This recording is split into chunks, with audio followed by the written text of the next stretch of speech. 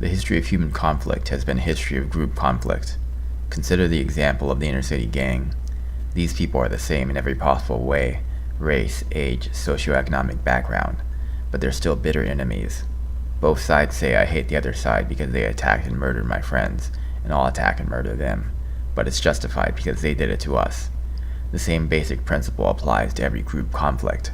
Things usually won't start out as violence or war. It could start from just insults and arguments, which gradually escalate, each level of escalation justified by previous conflicts. As we're seeing in Charlottesville and Boston, this sort of escalation is rising rapidly between the left and the right. Before identity politics, liberals advanced the melting pot idea of American society.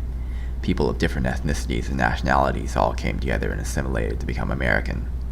Today that idea has been totally abandoned by the left, even though it worked a hell of a lot better than what we have now. What identity politics has done for the past 5 to 10 years is drill into people the idea that your most important in-group is the race you're born with. SJWs try to use this to push white guilt, a sort of turn-the-other-cheek morality they stole from Christianity, which I guess provides people with a feeling of moral superiority if they walk around apologizing all the time. But white people with any sort of self-esteem aren't going to buy that, and this increased racial awareness has led to the resurgence of white nationalism. I remember back in the early 2000s, sites like Stormfront were still around, and the white nationalism they believed was more or less the same thing that exists today. It wasn't like the Nazism of back then. They didn't want to genocide people, they wanted racial ethno-states, but they were also happy to let other races have their own ethno-states. They weren't pushing the idea of whites taking over the world or anything like that. It wasn't a totally insane ideology. It wasn't explicitly racist. But still, no one really cared back then. Even on sites like 4chan, you didn't see people who were unironic white nationalists.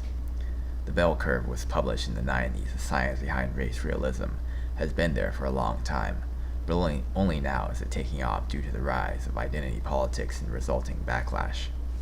A lot of SJW ideology is based on the idea of social construction. Gender is socially constructed. Race is socially constructed. But paradoxically, identity politics is a biological essentialist worldview. Every white person has white privilege.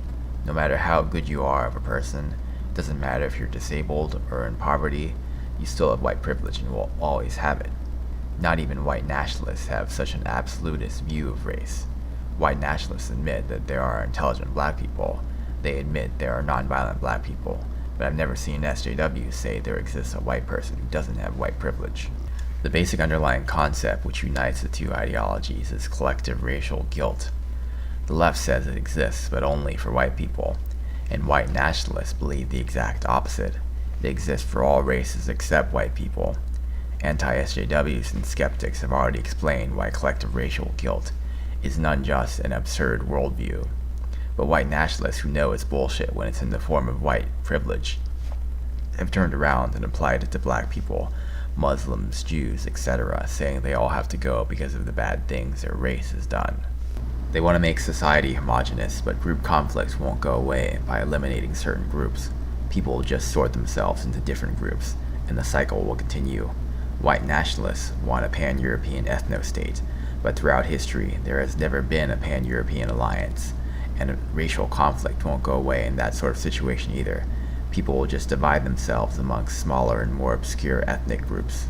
I think we should go back to a more individual-focused society, which will make people attach their identities less on the groups they're in and more on themselves, and this will reduce group conflicts. This emphasis on individualism is part of what has made Western culture exceptional, and the whole concept of shared guilt based on groups you are involuntarily a member of. That idea is garbage on both the right and the left. People should be judged on their individual merits.